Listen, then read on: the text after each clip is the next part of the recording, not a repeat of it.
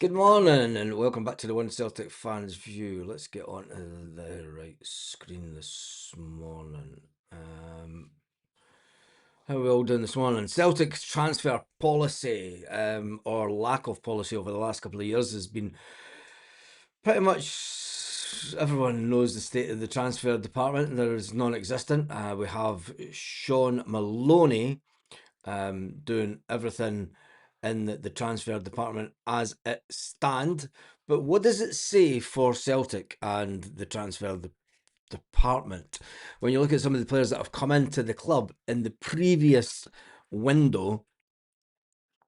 How many of them would be worth taking on in the summer?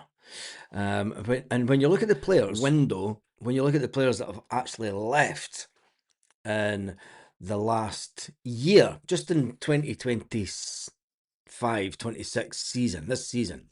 And we obviously lost Nico Kuhn at around about 19 million euros, sent on transfer market. Adam Ida went to Swansea for 6.9. Gustav Lagerbelke went to Braga for 2.75. Marco Tilio went for 1.5 million. And Kwon was even sold for 250 grand. Scott Bain was let go for free. Greg Taylor, who was once worth £8 million at Celtic, was allowed to leave for free. Stephen Welsh went on loan to Motherwell. Josh Clark is at Partick Thistle. Adam Montgomery was at Livingston. He's back because he's injured. Lewis Palma is in Poland. Rocky, he is in Martin Norowski. He is in Poland. He's in Hanover 96 on loan. Johnny Kenny's on loan. Hiteo Inamura's on loan. Shin Yamada's on loan. Stephen Welsh is on loan. And Jamal Simpson-Puzzi was brought in. That equates to £30 million that was brought in by Celtic. I don't know, about 29 million pounds, 28 million pounds that were brought in by Celtic in this season alone. When you look at the players that were brought in on loan, Joe Mavuka, loan transfer. Marcelo Sarachi, Jamal Simpson-Puzzi, who did he even kick a ball for Celtic? I think he played about half an hour or something, didn't he? I didn't even play that. I'm not sure, but he left and he's been given an option to buy in Germany for around about 3 million or something. It's a strange one. Julian Araujo, probably the best piece of business that Celtic have done this season was bringing in Julian Araujo and Marcelo Sarachi, has to be said. Odom Ohm, he returned back to Celtic, but it's never going to play football again. And there's not many of them. I mean, when you look at the transfers that have came in, the free transfers, the arrivals, we spent £15 million in the summer. Around about 15 million. We brought in 30, which is crazy. And that was just the summer transfer window. We know I think we spent around about 400 grand. But the transfer department, once again, in the last window, let's just narrow it down to the last transfer window, because that was Sean Maloney's gig. Martin O'Neill says if the players turn out fantastic, he'll take responsibility. If the players are gumph, it's Sean Maloney and the backroom staff that have to take the hit for it. There's not many of them have been hits, have they? And is that a worry going forward? Because Sean Maloney is pretty much picking the players that are being targeted by Celtic next season, not the manager that's coming in next season. Does that worry you as Celtic fans that, Celtic just seem to be going down the same old road? Brendan Rodgers said, like, it's not a manager Celtic want, it's a caretaker. Do you think that those words that Brendan Rodgers said are actually true in the summer at Celtic now? And the fact that it is just a caretaker that we need it's not a manager. He's not getting a free rein. He's not getting to pick his own players. Celtic are going out and pre-picking players, and he's been given a spreadsheet and said, there's your pick. it kind of diminishes the manager's role. A lot of people are saying last night on the live, keep Martin O'Neill next year. That isn't going to take the club forward. We're at a crossroads in the history of the club this summer.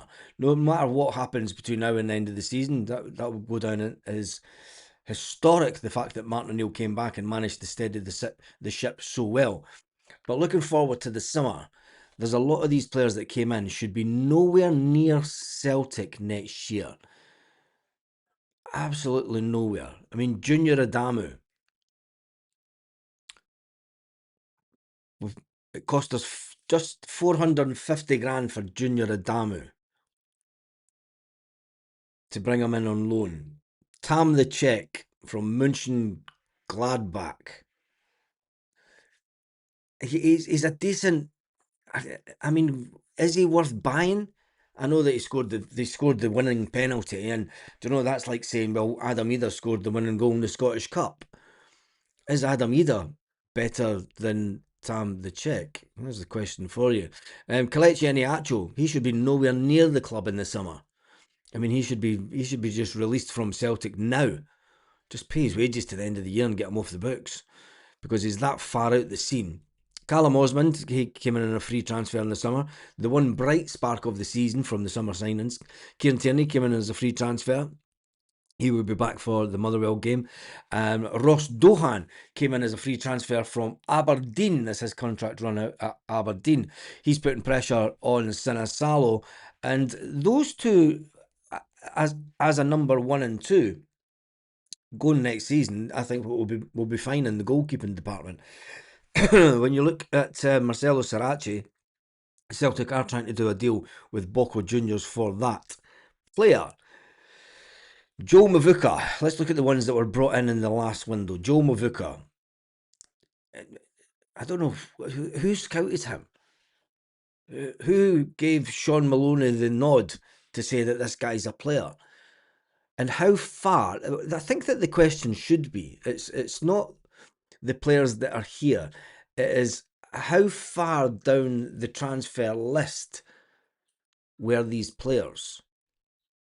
And if these players were number 1 choices at Celtic, we're in big trouble going into the summer. We're in massive trouble going into the summer. And I think that even with Sean Maloney, I mean, everyone's talking up Sean Maloney and saying that, yeah, you know, we need to keep Maloney and Fozzie at the club. But on the evidence of the last transfer window, are we thinking with our heads here, or are we thinking with our hearts? Let's be honest with ourselves. I mean, I think that they're all fantastic guys. You know, everyone that's at Celtic just now, they've got the right to be there. But the last transfer window was a bit of a disaster. And going forward, we want the club to evolve. Are we evolving? On the evidence of the players that were brought in, I don't think that we are. I mean, even Oxlade-Chamberlain, bringing him in, he's not had the desired effect, has he? We know that he's not played football. He's physically fit. He's just not match fit. The fact that a player of his calibre, Oxlade-Chamberlain, was without a club, no one offered him a contract in the summer. Why not? You have to ask that question. Do you know, I believe that there was a deal that was about to happen for Oxlade-Chamberlain in the summer, but it fell through. Well, surely if he's a free agent, he could have been picked up at any time, but he wasn't. It is a bit strange, that one. Celtic will probably offer him a contract in the summer. But give me your thoughts in the comments section, because Celtic going forward, someone's playing Football Manager in 2022 scouted Mavuka. Tam needs to show more of the issues. There's a bomb cross. We're not putting crosses into the box, mate. That's the big issue. I'd probably say that. Mavuka had an imposter vibe getting subbed on. How can you go backwards from Balak Wisha? That's probably. I mean, I've not even spoke about Balak Wisha. I mean, he was brought in the summer for 5 million. Sebastian Terekti was brought in for about 5 million on as well. Shin Yamada, was brought in for 1.7, 1.5 million.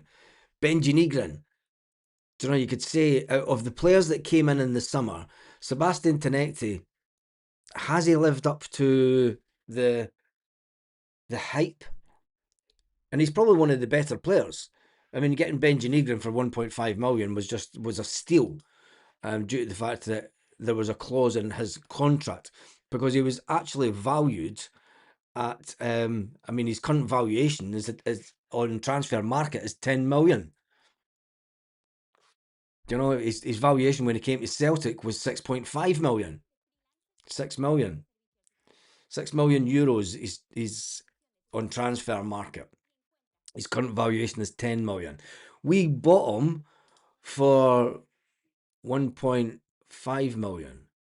That's the deal of that's modern day, and people will go absolutely ballistic for saying that, but that's modern day Henrik Larsson prices.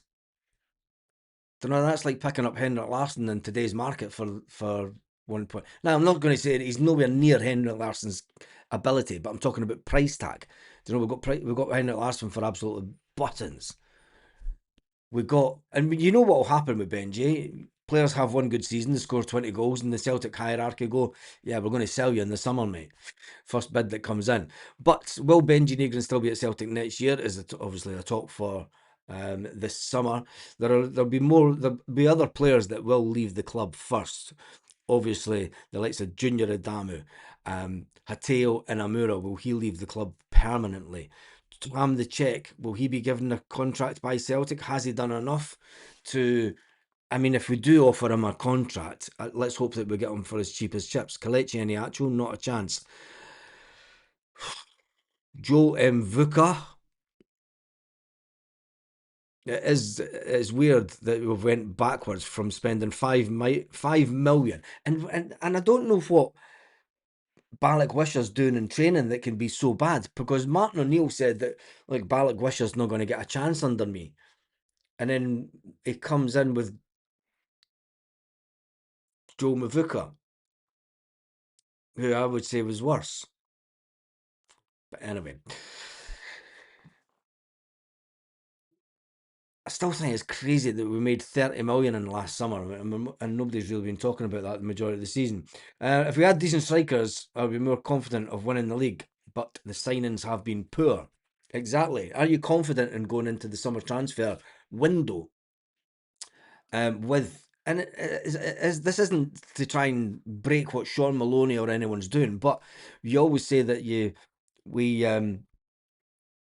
judge people on their transfer activity. I mean, this is very Brendan Rodgers like when he first came in. His first transfer window was an absolute disaster, and it set the tone for the next 2 or 3 transfer windows. You know, they weren't that great under Brendan Rodgers. We seem to be going from...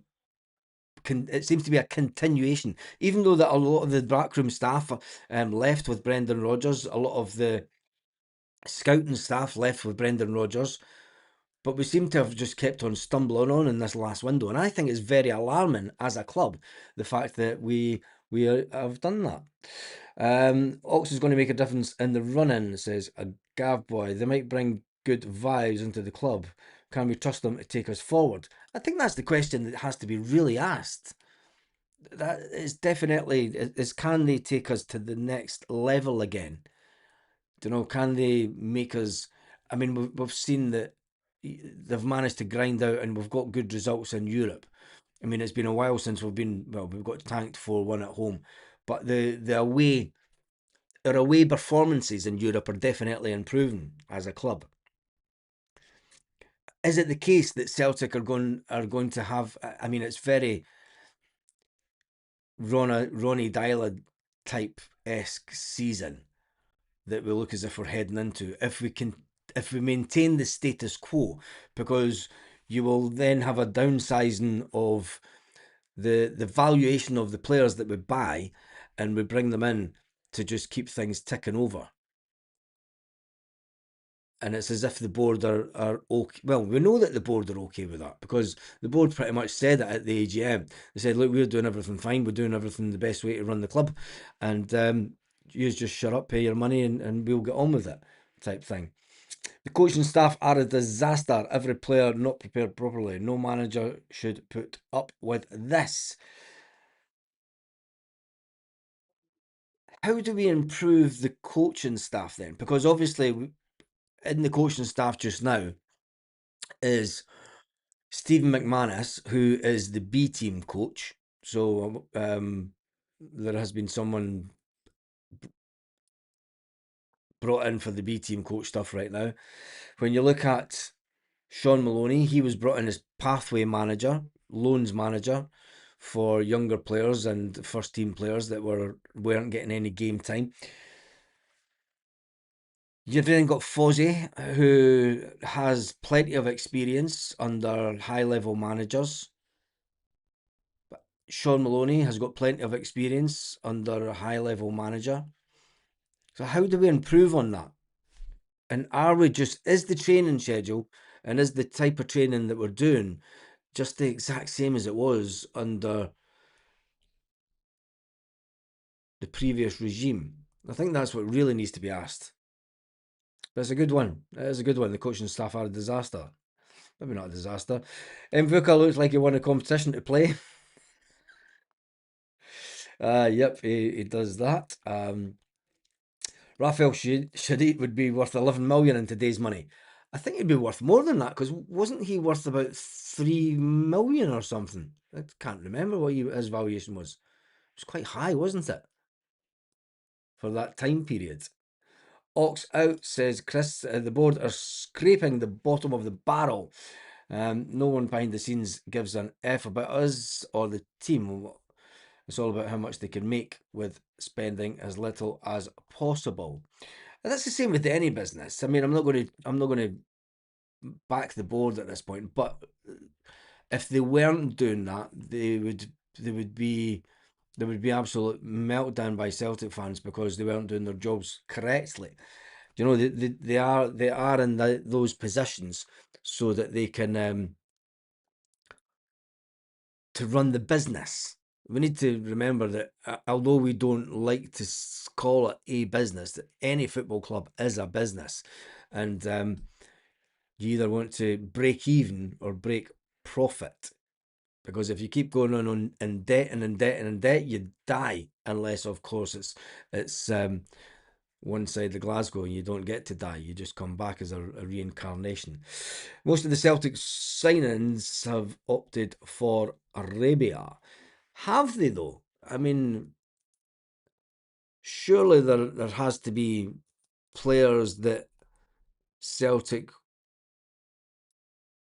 are looking at. I mean, is that the case then that we're going to be scraping the bottom of the barrel even more? Does it mean? I mean, it definitely. You're going back to pre 2016-17 scenario then for Celtic, and as fans, we need to be prepared for that. Balak Wisha is obviously has a stinking attitude. We need a manager before we can make signings, says Joseph Davison. But we are active in the transfer market right now. I mean, the hierarchy at Celtic has been in talks with players already to retain them at Celtic. What if the next manager doesn't like the player in question, Marcelo Sarachi? You know, they might say, look, we've got Kieran Tierney here. Why did we need Sarachi? Why did we buy him? He's not going to get any game time under me. I'm going to play Kieran Tierney. Do you know, you've got to ask that question. We are left with old guys who can't run. The, I would say that the old, and not necessarily, you're left with Joel Mvuka, Tam the Czech. These are all younger players. Kelechi Iheanacho's only 28 or something. I don't get that one. But yeah, when you look at the likes of Kelechi Iheanacho, when you look at the goalkeeper that's out injured, let's not even get started on the goalkeeper. Let's give him a day off. The players who started against Rangers have been the best starters.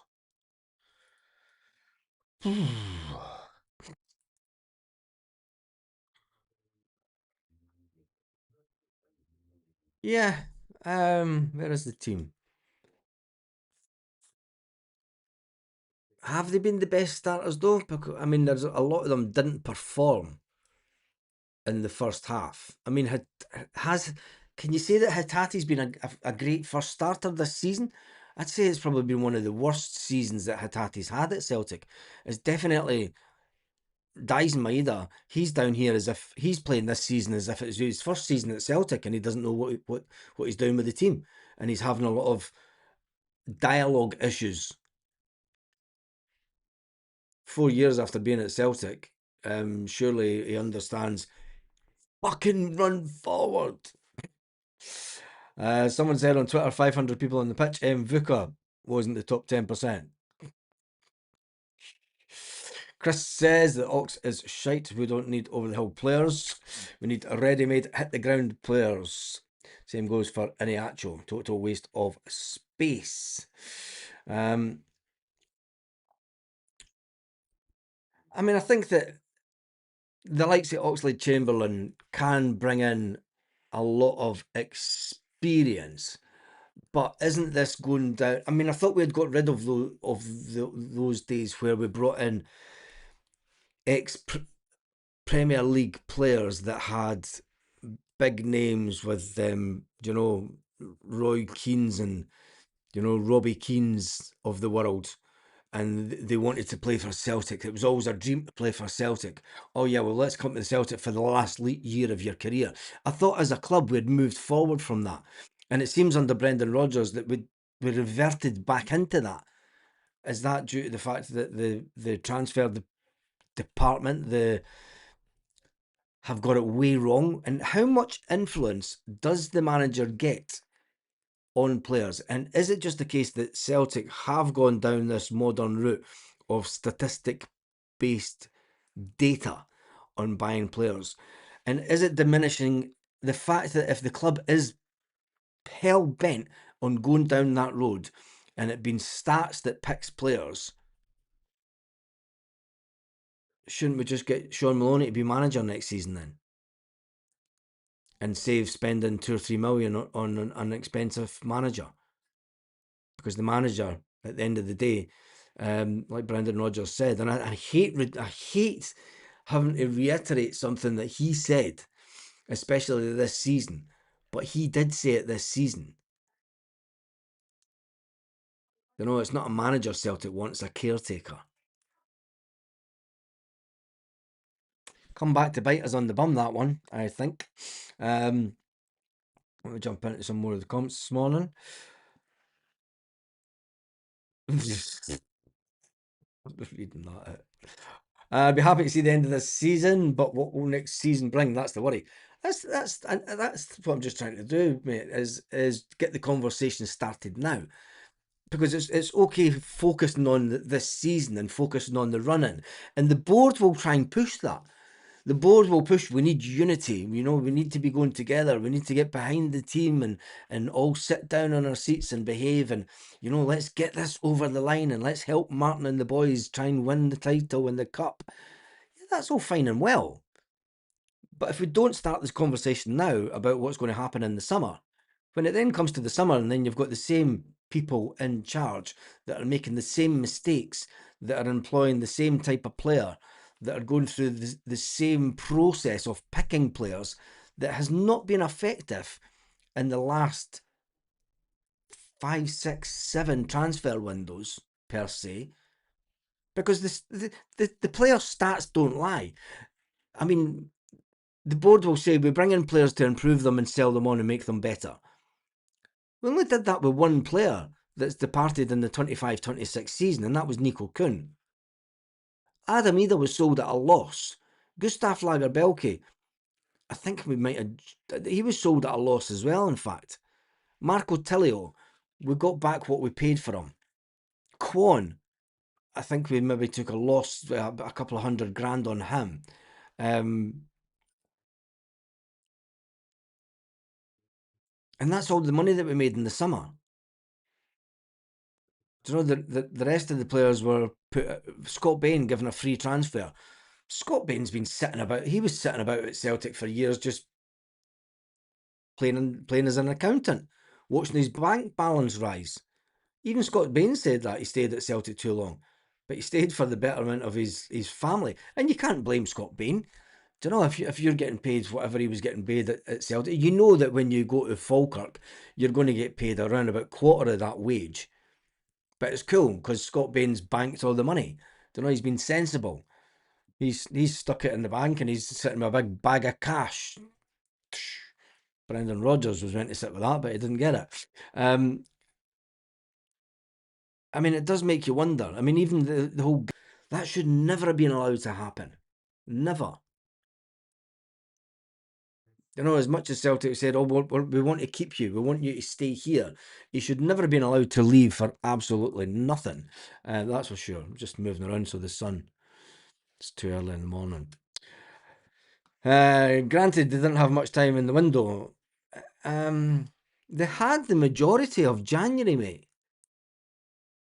Wilfred Nancy was sacked on the 4th of January. They had the majority of the window. Surely they would have had data. I mean, I get it that, you know, maybe Wilfred Nancy didn't have a lot of time. He had only been in since December. So you can't tell me that everything changed from the type of player that we wanted before Wilfred Nancy came in to the player that we wanted when he came in and the targets after. I mean, surely there are people at the club that there would have been a list. I mean, somebody doesn't sneak out with the whole transfer target list in their pocket and then wipe the memory of the computer that it's on. I mean, that stuff is commercial data that should have been left within the club. Surely it's just a case of coming in and you have your standard operating procedures in any business. And as part of the transfer department, they will have compiled a list of transfers that the club would have been looking at. That data stays with the club. That data doesn't go away. You know, people can move jobs, but the data doesn't go with them. And if it does, it's a fine mess that we've got ourselves into. So this nonsense that we didn't have time and all the rest of it, it should just be in a case of somebody coming in and running through the list of players and go, yeah, okay, let's see if we can get these players in. But the club are putting out that, it was different targets, completely different targets that Wilfred Nancy wanted from Brendan Rodgers. It's completely different targets that Martin O'Neill wanted. It's always everyone else's fault. For me, then that's the company isn't being run correctly. Because if each department doesn't have a bunch of standard operating procedures for every single task that gets done within the business, they're flying by the seat of their pants. And that's the reality, and that's the type of questions that we should be asking. Do you know? It's not just a case of someone coming in and going, "Oh, that's the new transfer guy." He doesn't come in with his own ideas. Well, you come in with his own ideas, but when you work in high level departments within companies, you know that there's the way that the companies run, the way that we target things. But anyway, it's it has been an awful season. Season ticket renewals approaching, and of course they will want to tell us about the transfer business, which won't likely happen.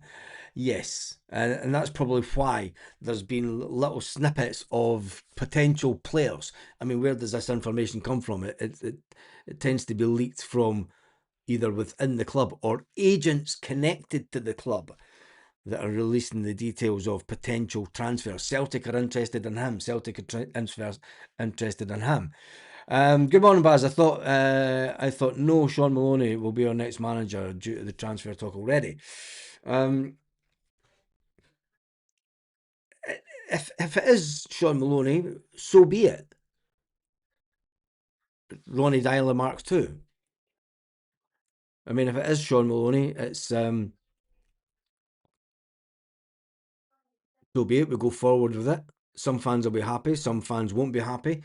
But looking at the bigger picture, do you know? I don't want to get bogged down on who will be the manager.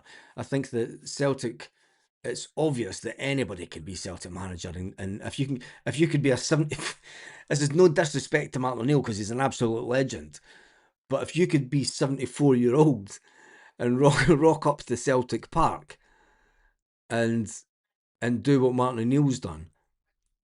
I mean, Wilfred Nancy had his own crazy ideas. He was way out there.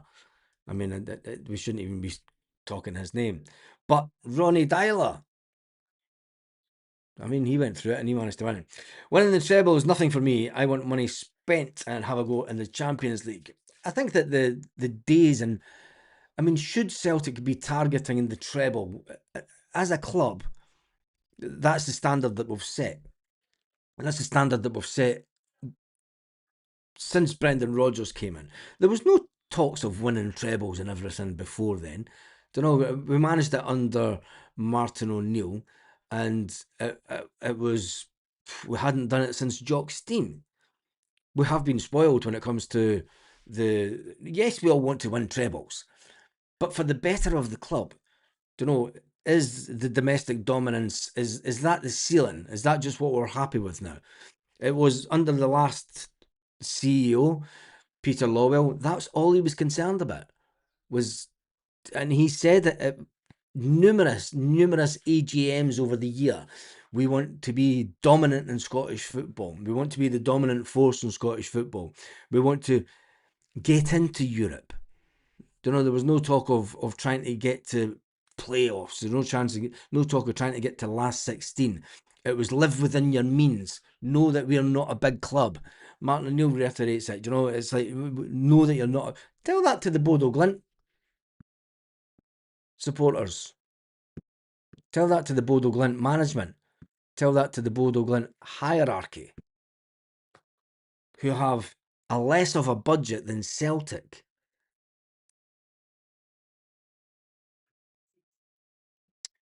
Anyway, I'm still in PTSD looking at this team.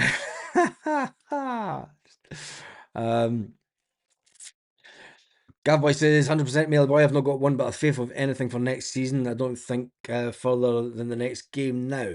Yeah, and we're well within our right to do that.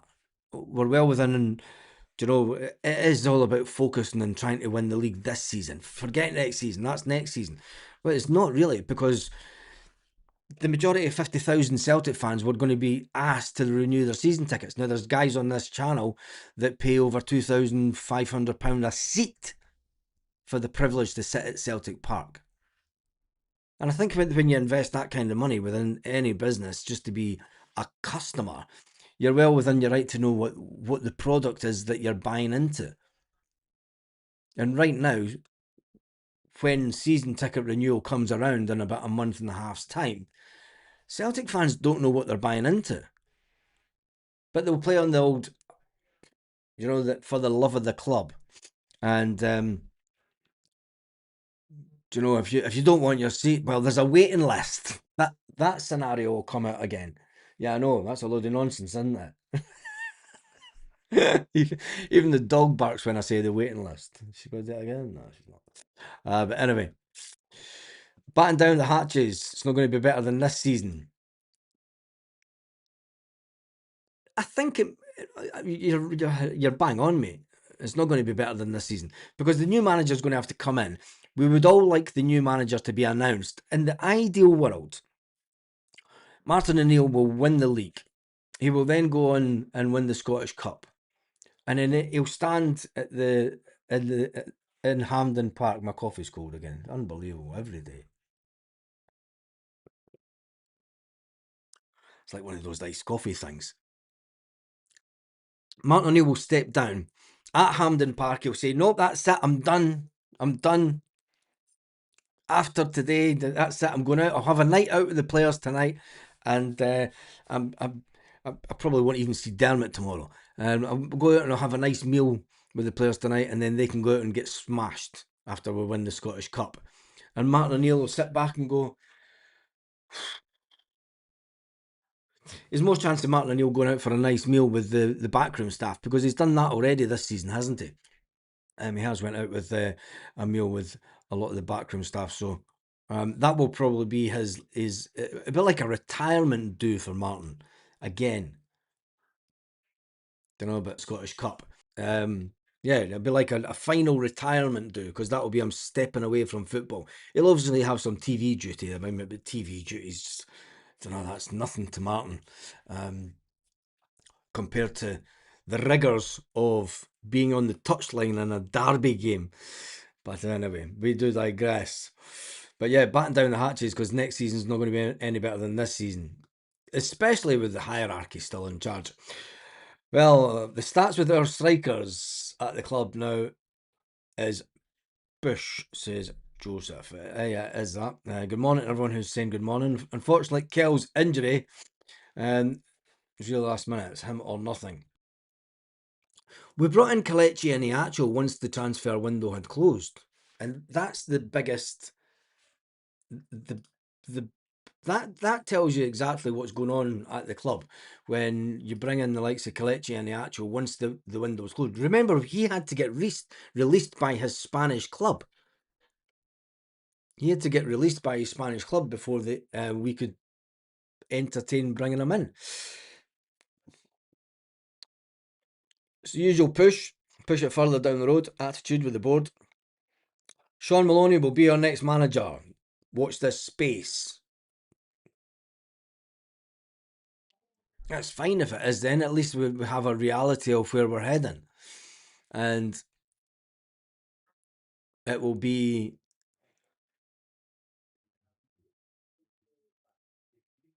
I mean, look at it this way. Is Sean Maloney a big enough name for Celtic Park to retain? Now, let's get away from this nonsense that there's a waiting list. Because under Neil Lennon, there was supposedly a waiting list. We went into that summer after Neil Lennon left, and there was a lot of Celtic fans, once Ronnie Dyler came in, did not renew season tickets. Even though there was a waiting list at that time. You know, the waiting list has been around since the early 2000s. Even though there was a said waiting list, there was a big area in Celtic Park that was tarpaulined over because we never sold the season tickets. Is Sean Maloney a big enough name to sell out Celtic Park next season? Or will there be a realisation that, you know what, it's going to be more Europa football stuff? It'll be easy to buy tickets again. You know, it'll be easy to get a ticket at Celtic Park. So, you know, price of oil's just shot up. Is there an impending recession if this war with Iran keeps on going on? There's all these kind of things that could happen over the next couple of months that could play out that will put pressure on individual families and individual people to go, I'm not too sure about spending 600 quid plus a grand when you take the whole family to Celtic Park. The product on the park isn't that great. I'll pick and choose what games I'll go to rather than, you know, saying, well, I'm just going to keep my season ticket. It's happened before, and all I'm saying is, could it happen again? If Wilfred Nancy was manager, would we sell out Celtic Park next year? Bloody hell, not a chance. Not a chance. Not bad for Scott Bain. 6 to 8 grand a week apparently at his time at Celtic. I think it was 8 grand a week he was on at his time at Celtic. It's not bad wages, isn't it? Nancy was a panic signing and cheap, says Chris. I don't think it was a panic signing. I think that it was like I said, we're picking players on stats based. And when you look at the stats for Wilfred Nancy and the way that he played football, I understand why they picked him as manager. Because they were thinking of a longer term appointment. You know, it wasn't meant to just last 33 days. It was meant to last 2 or 3 years. And he was meant to take things forward. But he was too stubborn as a manager he thought that he could come in and change things immediately. And in time, he was that type of... Look, in time, it will all click. You don't get time at Celtic, mate. We've won an unbelievable amount of trophies over the last 20 years. You do that by sticking to what works and make small incremental changes. You don't come in and just change it and expect the players to change what you would say was a winning format over the years. But that was his choices. Company guidelines, Baz. Yeah, company guidelines. It's all about that this morning. It would be in a relegation. Actually, Ben Arthur would be a decent player to bring in. There's no chance of that because there is no option to buy. There is no option to buy at all. They are not interested in selling the player. They said that Celtic could have him to give him some game time. Strangely enough, and purely give him game time, and there's no way that there's going to be selling the player. They only bought him in the summer. They only brought him in the summer.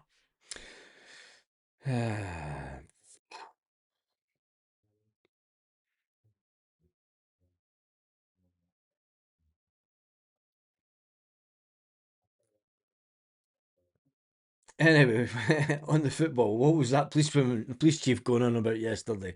Yeah, it was all the 7,000 Celtic fans' fault, but I'm moving on from that. The Scottish media won't let it go. The SFA won't let it go, and they will try and make sure that there is never a. They'll blame the 7,000 Celtic fans. Of course they will. They'll say that the big allocation must not happen again. How about just banning the people that ran onto the pitch? And there was a picture that I seen, and who goes to the football with a rocket launcher? Come on, it's all Celtic's fault, but they went to the football with a homemade rocket launcher. The security at Ibrox is a disaster. And that's what he fired it into the Celtic fan. That's what was used to fire into the Celtic fans. So not only did they get past the stewards and police and halfway up the pitch, this is what was used to fire pyrotechnics into the Celtic fans. But anyway,